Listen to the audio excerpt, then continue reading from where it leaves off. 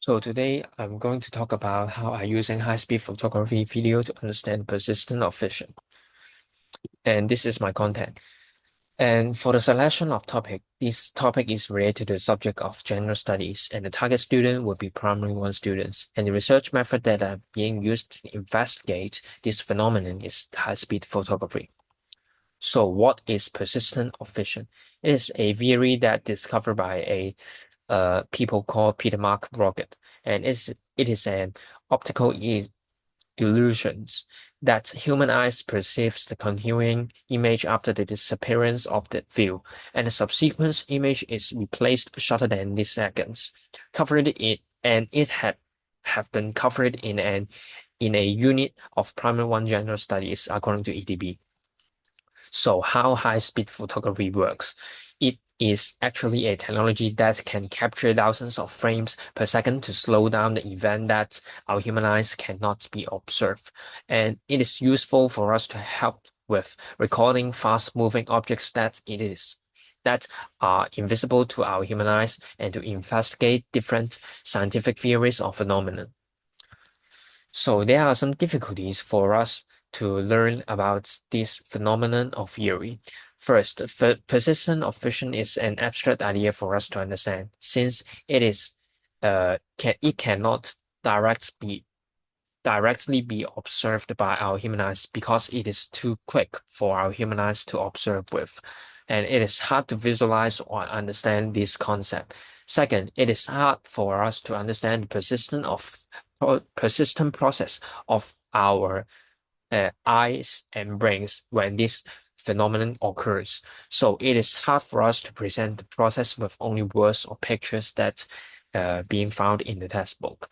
And because of lack of perceptions, it might cause inability for us to comprehend the exact process of how persistence of visions occurred.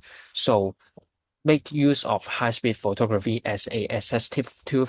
It can performs a visible process of persistence of visions and help us to have a better understanding of this theory.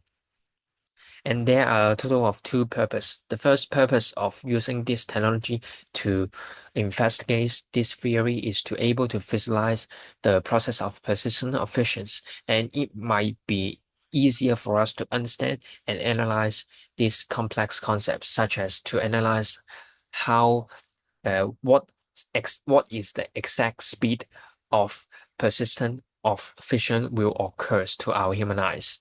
And the second purpose is to able to conduct different controlled experiments, and it will easier for us to understand what speed of the object we present as a continuous image for our human eyes and observe this phenomenon that cannot be observed by our human eyes.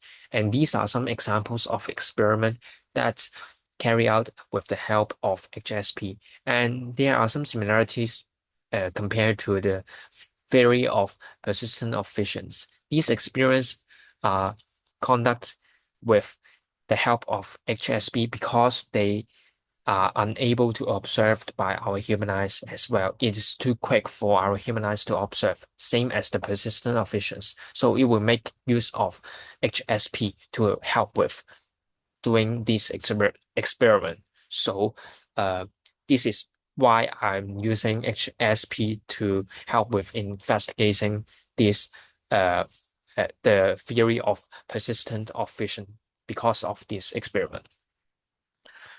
So now there are some demonstration about using HSP. The first video is the normal video with the normal speed. And the second video is about how I use HSP to record a process of persistent of visions and how it occurs. So for the normal video, you can see it is same as our human eyes. The persistent of visions occurs. The image of the fish and the tank are overlapped. But for the HSP video, it is able to capture an image that is shorter than what our eyes can or brain can react. And to better understand the process and explain how our brain process visualize information and to quantify the threshold of persistence of vision, and find out the exact frame rates that it will occur. So in conclusion, it can help us to provide a visible data and process and allow us to understand abstract concepts and to conducting a controlled experiments, which are easier to find the exact frequency and frame rates that persistent of vision will happens, and to provide new ways for us to observe the persistent of visions. And these are the reference. Thank you.